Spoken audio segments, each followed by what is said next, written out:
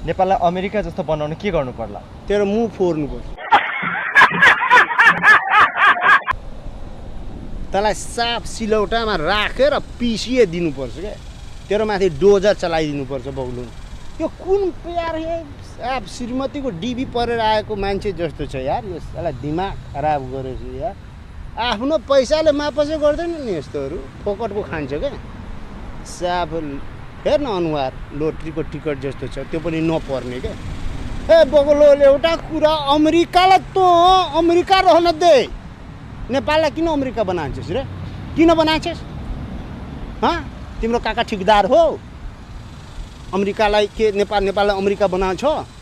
नेपाललाई कसरी राम्रो नेपाल बनाउनु पर्छ सोध्न। बा मुख फारेर भन्दियो अमेरिकालाई नेपाल जस्तो, नेपाल अमेरिका जागर तै बना पागला कहीँ पग्ल्यो। दिमाग हाफै माइन्ड हो यो, पुरा दिमाग छैन।